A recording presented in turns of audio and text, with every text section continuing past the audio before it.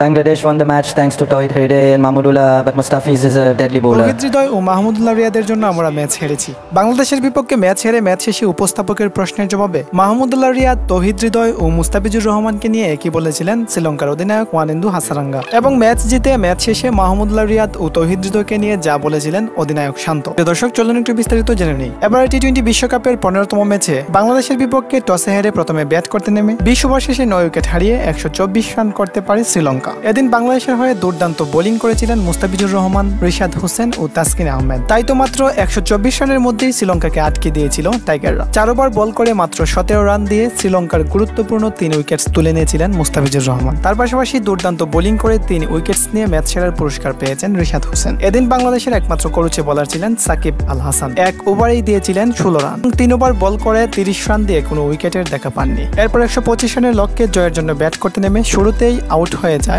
সৌম্য সরকার ও তানজিদ হাসান তামিম। 6 বলে 3 রান করেছিলেন তানজিদ হাসান তামিম এবং 2 বলে 0 রানে ফিরেছিলেন সৌম্য। এরপর নাজমুল হাসান শান্ত করেছিলেন 13 বলে 7 রান। শান্ত আউট হওয়ার পর তৌহিদ হৃদয়কে নিয়ে দারুণ এক পার্টনারশিপ করেছিলেন Liton Das.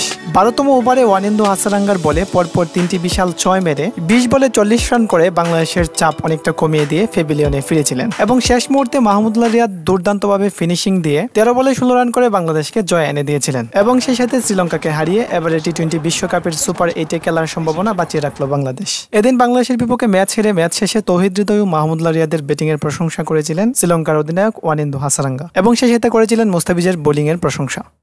Bangladesh won the match thanks to Tawhid Hriday and Mahmudullah, but Mustafiz is a deadly bowler. এদিকে শ্রীলঙ্কাকে হারিয়ে ম্যাচ জিতে ম্যাচ শেষে তৌহিদ হৃদয় ও মাহমুদুল্লাহ রিয়াদের ব্যাটিং এর প্রশংসা করে নাজমুল হোসেন শান্ত বলেছিলেন, জয়ের এই ক্রেডিটটা তৌহিদ হৃদয়কেই দেওয়া উচিত। কেননা ও যদি 20 বলে 40 রানের এই অসাধারণ ইনিংসটা খেলা না যেত তাহলে হয়তো আমরা জিততে পারতাম না। রিয়াদ ভাই যেভাবে ফিনিশিং দিয়েছেন তা সত্যিই অপ্রশংসনীয়। প্রিয় দর্শক, বাংলাদেশের পরবর্তী ম্যাচ সাউথ আফ্রিকার বিপক্ষে। আপনার কি মনে হয় সাউথ আফ্রিকাকে হারিয়ে এবারে টি-20 বিশ্বকাপের সুপার 8-এ খেলার সুযোগ করে নিতে পারবে বাংলাদেশ? এ বিষয়ে আপনার মূল্যবান মতামত কমেন্টে জানিয়ে দেন।